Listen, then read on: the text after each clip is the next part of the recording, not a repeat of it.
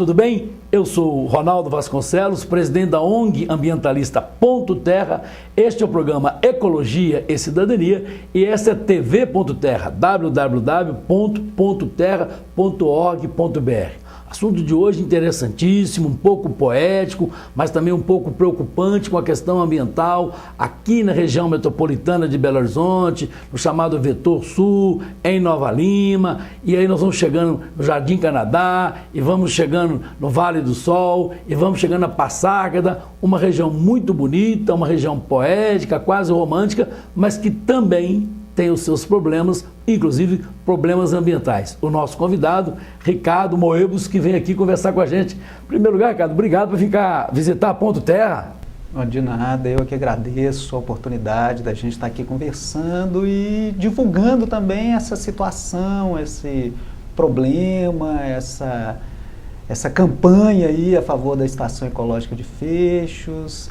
E a ONG Ponto Terra acho que é um parceiro importante para a gente, uma parceria preciosa. Hoje, inclusive, antes do programa, nós assinamos a petição da possibilidade de ampliação dos limites territoriais da Estação Ecológica de Fechos, um programa coordenado pela ONG Primatas da Montanha.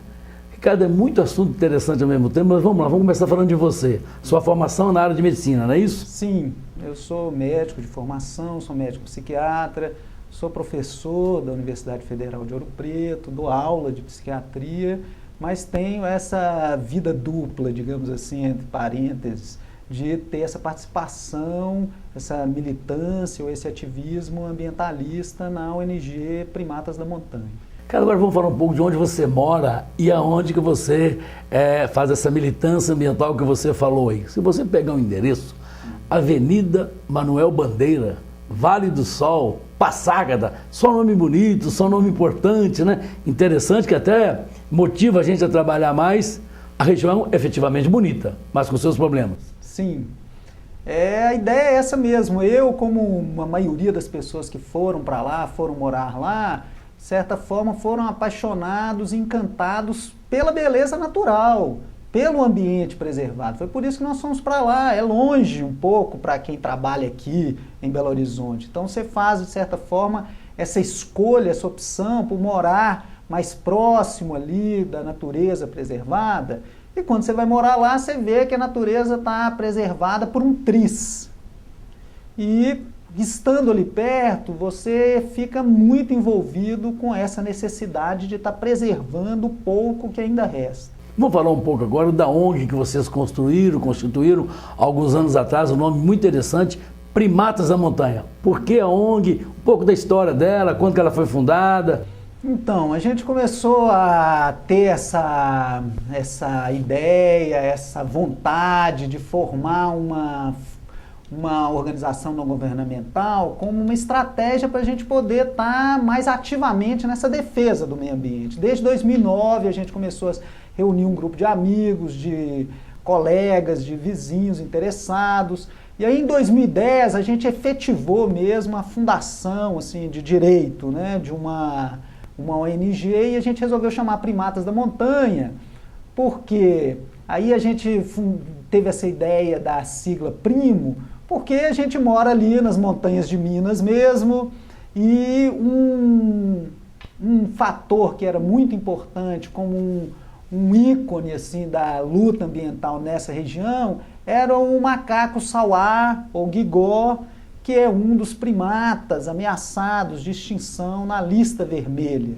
né, dos ameaçados de extinção. E ele está por ali, os últimos bandos ali na mata de Fechos, no entorno de Fechos, na zona de amortecimento ali, ainda vive alguns bandos que frequentam as nossas casas. Então são os nossos vizinhos e, de certa forma, primatas somos todos nós, né? Seres humanos e macacos. E eles são nossos primos. E os principais objetivos da ONG Primatas da Montanha, que é o nome de fantasia primo que você já explicou aí. Os principais objetivos. Então, o objetivo é a gente estar inserido, estar envolvido nessa defesa do meio ambiente. Essa é a meta, é a missão, né? De estar nessa campanha ambiental. Mas de forma mais prática, a gente foi construindo a nossa agenda da ONG em cima da ideia de cuidado. A ideia de cuidado, que é uma ideia que a gente trouxe aí desde o Leonardo Boff, do Saber Cuidar. Então, cuidar, por exemplo, da Estação Ecológica de Feixes, que depois nós vamos conversar. Isso. Mas você falou comigo também de cuidar da biodiversidade, cuidar dos solos, cuidar da água. Explica para nós aí esses cuidados. Aí a gente levantou, a princípio, 5 linhas de cuidado que estão interrelacionadas. Que seria, primeiro, cuidar da Estação Ecológica de Feixes como uma forma de estar defendendo ainda as áreas preservadas, e a que está perto da gente é essa. Essa nós vamos falar mais dela daqui a pouco. E aí, os outros cuidados. Cuidar da biodiversidade em função mesmo dessa campanha nossa de proteger esses animais que estão ameaçados de extinção, sobretudo esse macaco sauá-guigó, esse primata da montanha, que é o nosso primo e que nós queremos protegê-lo. Ele como um símbolo da biodiversidade, mas tem várias outras espécies ameaçadas de extinção lá na região, como por exemplo essa perereca, Filomedusa ai, que é um dos símbolos da campanha de defesa de Feixes. Cuidar da água. E cuidar da água, porque esse é um ponto-chave na atualidade, cada vez mais no futuro, né? Nós estamos defendendo a água, porque os interesses são muitos, mas a água vai se tornar cada vez mais uma necessidade ameaçada, né? Um direito de todo ser vivo que está ameaçado de desaparecer, que está sob ameaça em função das atividades de ocupação urbana, de mineração, etc, etc. E cuidar do solo, porque isso integra a situação lá de respeitar os mecanismos de renovação do próprio solo. Ricardo, eu gostei da expressão assim, cuidar da biodiversidade, que a gente, nós conhecemos as pessoas, entende quando fala biodiversidade, mas eu gostei muito da expressão sua também, um dos objetivos, né, que é saber cuidar. Isso. O que significa saber cuidar, doutor Ricardo? Pois é, esse aí é um item dos nossos objetivos que a gente tem muito carinho por ele, porque é exatamente a ideia de que para exercer todas essas linhas de cuidado, o principal, o fundamental, é a gente trabalhar uma mentalidade verde. O que seria uma mentalidade verde? Olha, a gente tem que trabalhar a cabeça e a sensibilidade das pessoas. Porque se a gente conseguir mudar a sensibilidade das pessoas, a gente consegue mudar uma atitude, a gente consegue mudar uma forma de lidar com o ambiente onde você vive, não é? Com a água, com o solo e com tudo mais.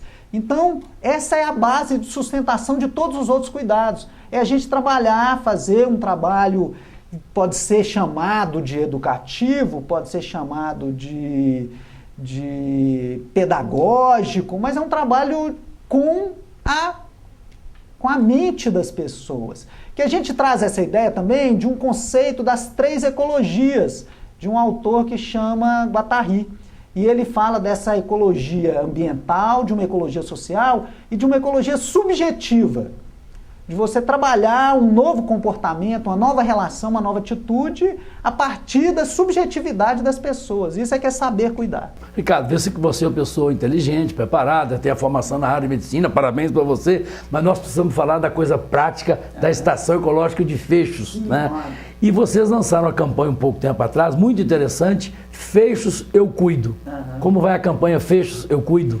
Então, essa campanha, ela é uma campanha que não é da Primo apenas, ela é uma campanha de várias comunidades, de todas as comunidades que estão ali naquela microbacia, que é a microbacia dos córregos Feixes, Tamanduá, Capão da Serra, daquela região ali toda. Então, todas as comunidades se reuniram num fórum e num grupo de trabalho em defesa da Estação Ecológica de Feixes, pensando e propondo e intencionando a sua ampliação.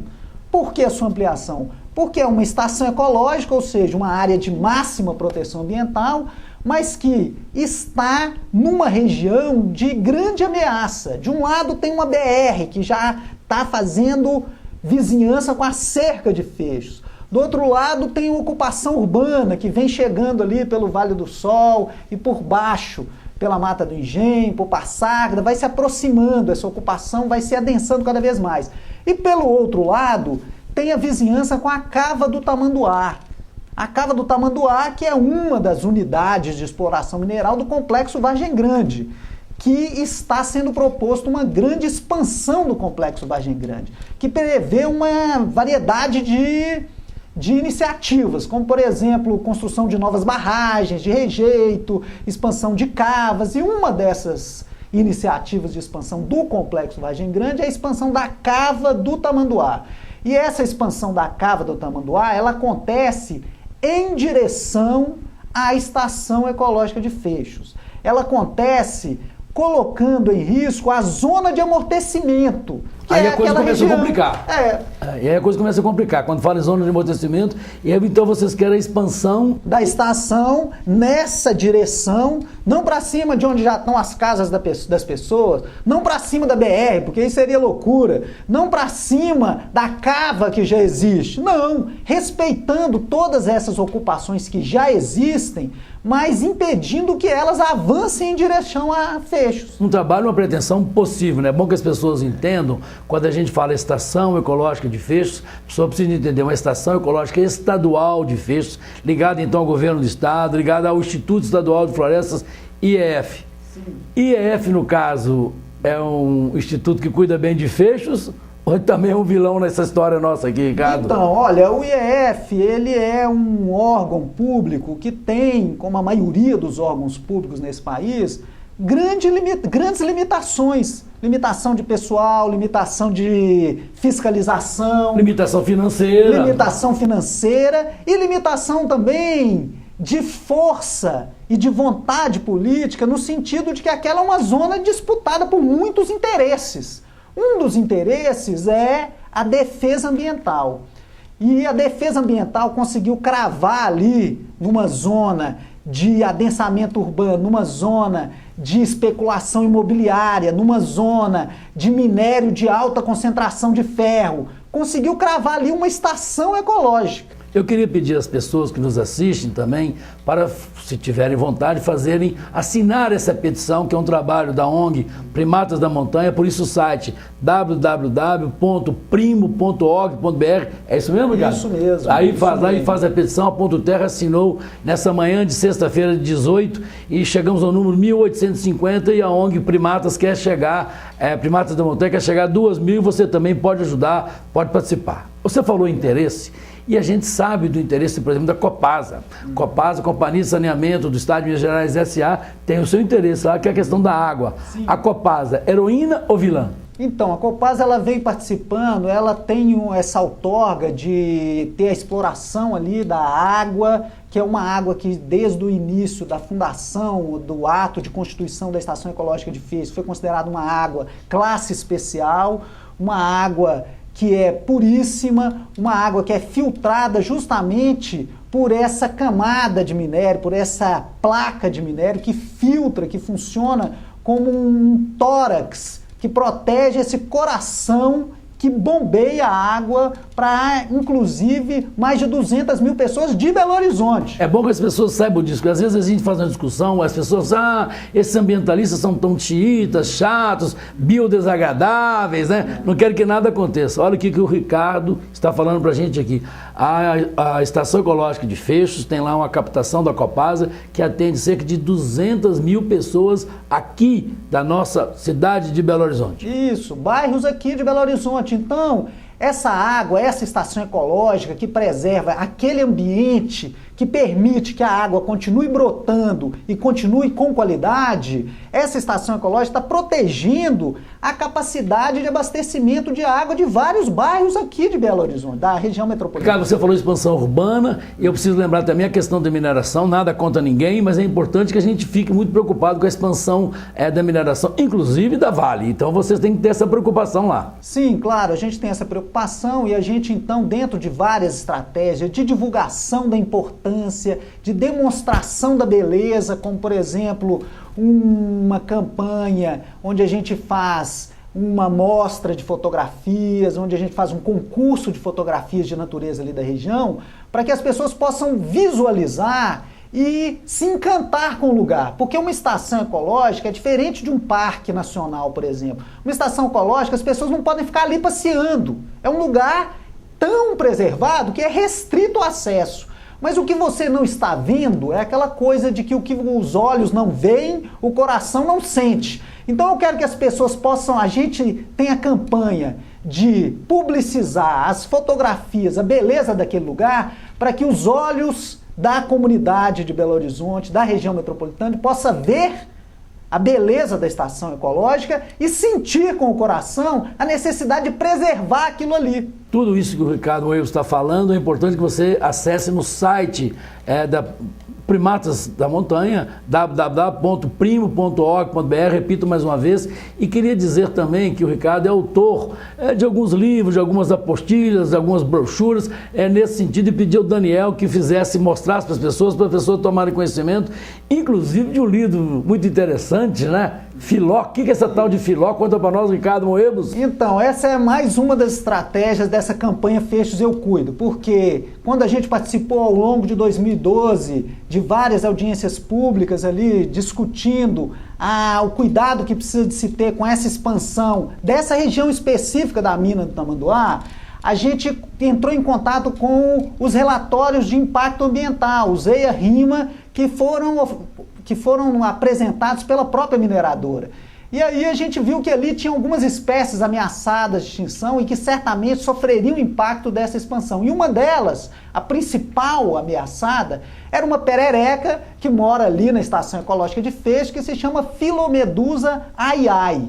Bom, ela já tinha um nome que era esse nome é nome científico, né, cara? Pelo amor de Deus, né? Exatamente. E aí? E aí ela ficou conhecida como a Filó.